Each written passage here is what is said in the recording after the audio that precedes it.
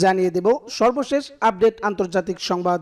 শুরুতেই গাজায় বিজয় না হওয়া পর্যন্ত লড়াই চালিয়ে যাবে ইসরায়েল। এদিকে হিজবুল্লাহর সদর দপ্তর লক্ষ্য করে বিমান হামলা। আরও থাকছে, জাতিসংঘ হলো অন্ধকারের ঘর, বললেন নেতানিয়াহু। এদিকে হিজবুল্লাহর এক সূত্র বলেছেন বেঁচে আছেন হিজবুল্লাহ প্রধান। এবং সর্বশেষ, যুক্তরাষ্ট্রে ক্ষমতার পালাবদল নিয়ে চরম অনিশ্চয়তায় জেলেনস্কি। এতক্ষণ শুনছিলেন সংবাদ শিরোনাম, এখন বিস্তারিত।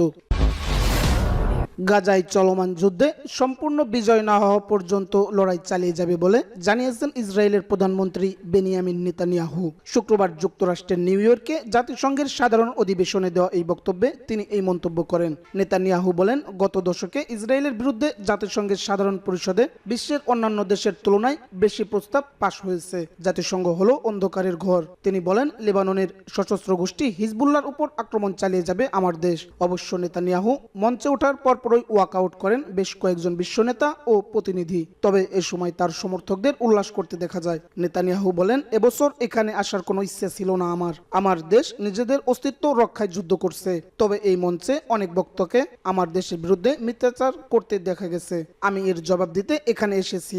এদিকে ফিলিস্তিনি স্বাস্থ্য মন্ত্রণালয় জানিয়েছে, গাজা ইসরায়েলি হামলায় গত বছরের অক্টোবর থেকে এখন পর্যন্ত ৪১,৫০০ জনের বেশি ফিলিস্তিনি নিহত হয়েছেন। আহত হয়েছে আরও ৯৬,০০০-এর বেশি মানুষ। নিহতদের অর্ধেকের বেশি নারী ও শিশু। হিজবুল্লাহর সদর দপ্তর লক্ষ্য করে বিমান হামলা।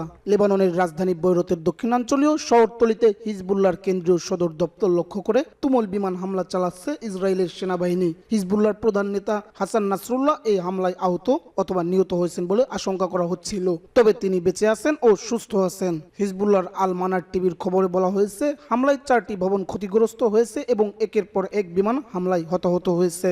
বেশ সামরিক নাগরিকদের এলাকার অনেক ভেতর রয়েছে হিজবুল্লাহর কেন্দ্রীয় কমান্ড সেন্টার। হিজবুল্লাহর সদর দপ্তর লক্ষ্য করে লেবাননের রাজধানী বৈরুতে শুক্রবার হামলা চালায় ইসরায়েলি বাহিনী। ইসরায়েলের প্রতিরক্ষা বাহিনীর মুখপাত্র রিয়ার অ্যাডমিরাল ড্যানিয়েল হ্যাগারি জানিয়েছে, বিমান বাহিনী হিজবুল্লাহর প্রধান সদর দপ্তর লক্ষ্যবস্তুতে পরিণত করেছে। তিনি দাবি করেন, বৈরুতের দাহিয়েতে বেসামরিক ভবনের নিচে সদর দপ্তরটি তৈরি করা হয়েছিল।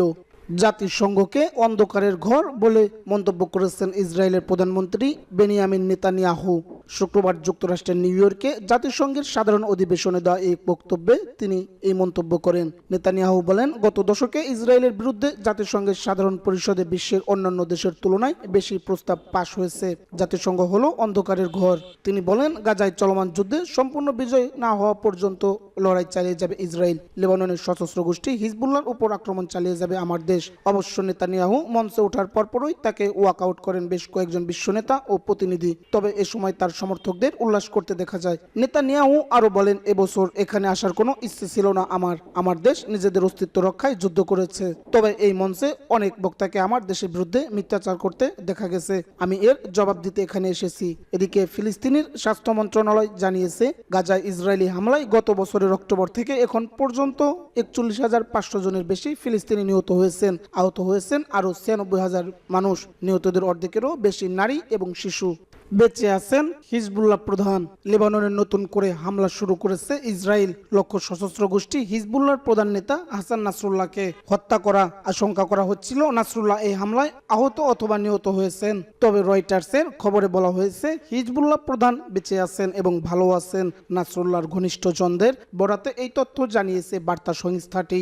এদিকে হিজবুল্লাহর আরেকটি সূত্র বার্তা সংস্থা এএফপিকে জানিয়েছে, নাসরুল্লাহ ভালো আছেন। হিজবুল্লাহর সদর দপ্তর লক্ষ্য করে লেবাননের রাজধানী বৈরুতে শুক্রবার হামলা চালায় ইসরায়েলি বাহিনী। ইসরায়েলের প্রতিরক্ষা বাহিনীর মুখপাত্র রিয়ার অ্যাডমিরাল ড্যানিয়েল হাগারি জানিয়েছেন, বিমান বাহিনী হিজবুল্লাহর প্রধান দপ্তর লক্ষ্যবস্তুতে পরিণত করেছে।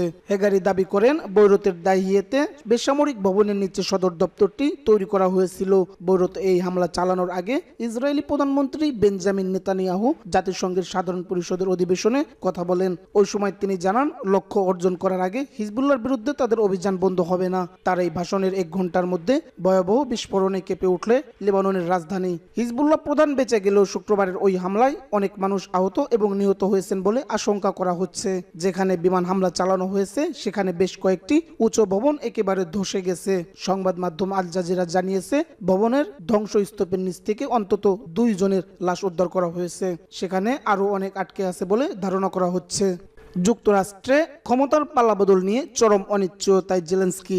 বিদায়ী মার্কিন প্রেসিডেন্ট জো বাইডেনের সঙ্গে শেষবার হোয়াইট হাউসে দেখা করেছেন ইউক্রেনের প্রেসিডেন্ট ভলোদিমির জেলেনস্কি। প্রায় শেষবারের মতো ইউক্রেনের জন্য বাড়তি $240 কোটি সামরিক সহায়তা মঞ্জুর করলেন বাইডেন। জানুয়ারি মাসে প্রেসিডেন্ট হিসেবে তার মেয়াদ শেষ হওয়ার আগে আরও $550 কোটি সহায়তার আশ্বাসও দিলেন তিনি। এরপর কে নতুন মার্কিন প্রশাসনের হাল ধরবেন সে বিষয়ে অনিশ্চয়তা সত্ত্বেও বাইডেন বলেন, এখন আমরা ইউক্রেনের সঙ্গে আছি, ভবিষ্যতেও থাকবো। যুক্তরাষ্ট্রের প্রেসিডেন্ট নির্বাচনের ঠিক আগে জেলেনস্কি চরম অনিশ্চয়তার মুখে পড়েছেন। ডেমোক্র্যাট দলের প্রেসিডেন্ট প্রার্থী ও বর্তমান ভাইস প্রেসিডেন্ট কমলা হ্যারিস নির্বাচনে জিতলে ইউক্রেনের জন্য মার্কিন সহায়তা অব্যাহত থাকবে এমন আশ্বাস পেয়েছেন তিনি। কিন্তু রিপাবলিকান দলের পদপ্রার্থী ডোনাল্ড ট্রাম্প আবার হোয়াইট হাউসে প্রবেশ করলে সেই সংহিতিতে প্রবল ধাক্কা খাবে সে বিষয়ে কোনো সন্দেহ নেই। ট্রাম্প প্রয়োজনে ইউক্রেনের ভূখণ্ডের কিছু অংশে রাশিয়ার কর্তৃত্ব মেনে নিয়ে আশেপাশের পথে আগানোর ইঙ্গিত দিয়েছেন। হ্যারিস ট্রাম্পের বিরুদ্ধে রাশিয়ার প্রেসিডেন্ট ভলোদিমির পুতিনের নীতির প্রতি সমর্থনের অভিযোগ এনেছেন। তার মতে এমন প্রস্তাব বিপজ্জনক ও একেবারেই গ্রহণযোগ্য নয়। ট্রাম্প এক সংবাদ সম্মেলনে বলেছে তিনি শুক্রবার জেলেনস্কির সঙ্গে সাক্ষাৎ করেছেন। এর আগে বুধবার নর্থ ক্যারোলাইনা রাজ্যে এক নির্বাচনী প্রচারের সভায় তিনি জেলেনস্কির বিরুদ্ধে ক্ষোভ প্রকাশ করে বলেছিলেন, আমেরিকা এমন এক নেতাকে কোটি কোটি ডলার দিয়ে চলেছে যিনি কোনো বোঝাপড়া করতে প্রস্তুত নন। তার মতে বর্তমান পরিস্থিতির তুলনায় যে কোনো মূল্যে শান্তি চুক্তি করা অনেক ভালো। আমেরিকা সফরের শুরুতে জেলেনস্কি যেভাবে বাইডেনের সঙ্গে অস্ত্র কারখানা পরিদর্শন করেন, নির্বাচনের আগে এমন আচরণেরও সমালোচনা করেছেন ট্রাম্প। এদিকে ইউক্রেনের জন্য মার্কিন যুক্তরাষ্ট্র তথা পশ্চিমা বিশ্বের সহায়তা যতটা সম্ভব ট্রাম্প প্রুভ করতে বাইডেন প্রশাসন আগামী মাসে জার্মানিতে এক উচ্চ পর্যায়ের বৈঠকের পরিকল্পনা করেছেন।